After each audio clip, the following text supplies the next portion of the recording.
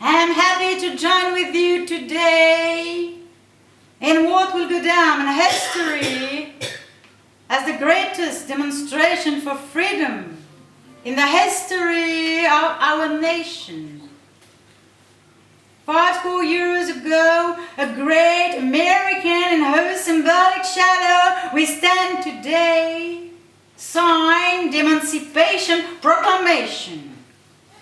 This momentous decree came as a great beacon light of hope to millions of Negro slaves who had been seared in the flames of freedom and justice. It came as a joyous daybreak to end the long night of their captivity. But 100 years later, the Negro still is not free. 100 years later, the life of the Negro is still sadly crippled by the manacles of segregation and the chains of discrimination. 100 years later, the Negro lives on a lonely island of poverty in the midst of a vast ocean of material prosperity. 100 years later, the Negro is still languished in the corners of American society and finds himself in exile in his own land. Je suis heureux de participer avec vous aujourd'hui à ce rassemblement qui restera dans l'histoire comme la plus grande manifestation que notre pays ait connue en faveur de la liberté. Il y a un siècle de cela, un grand Américain qui nous couvre aujourd'hui de son ombre symbolique signait notre acte d'émancipation. Cette proclamation historique faisait, comme un grand phare, briller la lumière de l'espérance aux yeux de millions d'esclaves noirs marqués au feu d'une brûlante injustice. Ce fut comme l'aube joyeuse qui mettrait fin à la longue nuit de leur captivité. Mais 100 ans ont passé et le noir n'est pas encore libre. 100 ans ont passé et l'existence du noir est toujours tristement entravée par les liens de la ségrégation, les chaînes de la discrimination. 100 ans ont passé et le noir vit encore sur l'île solitaire de la pauvreté dans un vaste océan de prospérité matérielle. 100 ans ont passé et le noir languit toujours dans les marges de la société américaine et se trouve en exil dans son propre pays. Je vous le dis ici et maintenant, mes amis, même si nous devons affronter des difficultés aujourd'hui et demain, I still have a dream. Je fais pourtant un rêve. C'est un rêve profondément ancré dans le rêve américain. I have a dream. Je rêve qu'un jour, notre pays se lèvera et vivra pleinement la véritable réalité de son credo. Nous tenons ces vérités pour évidentes par elles-mêmes, que tous les hommes sont créés égaux. I have a dream.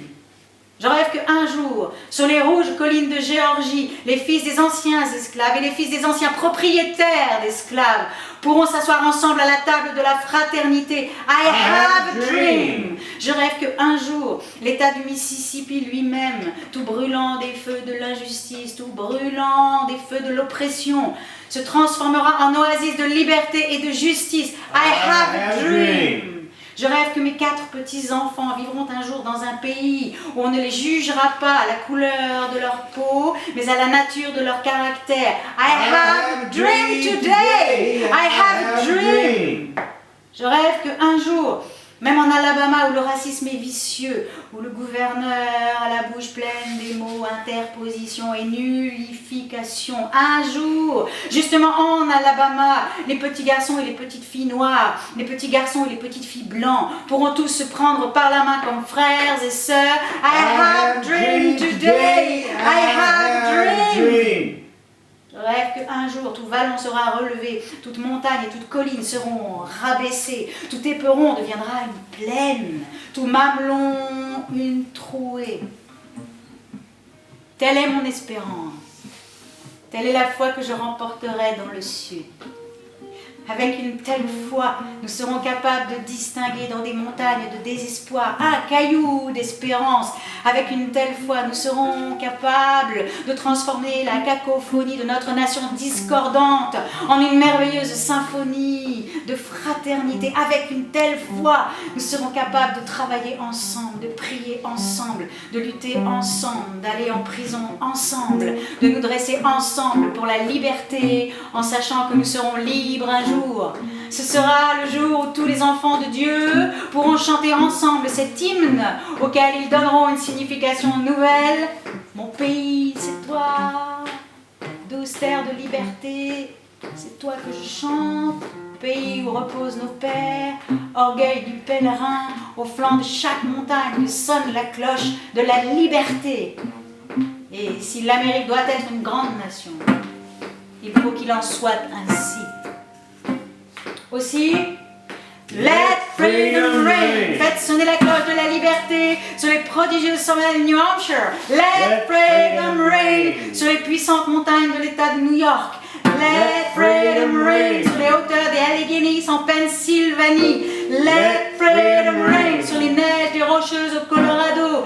Let freedom ring sur les collines ondulantes de la Californie. Mais cela ne suffit pas. Let freedom ring sur la Stone Mountain de Géorgie. Let freedom ring sur la Lookout Mountain du Tennessee. Let freedom ring sur chaque colline et chaque butte du Mississippi. Let freedom ring au flanc de chaque montagne. Quand nous ferons en sorte que la cloche de la liberté puisse sonner, quand nous la laisserons carillonner dans chaque village et chaque hameau, dans chaque État et dans chaque cité, nous pourrons hâter la venue du jour où tous les enfants de Dieu pourront se tenir par la main et chanter les paroles du vieux spirituel noir. Free at last, free at last, free at last.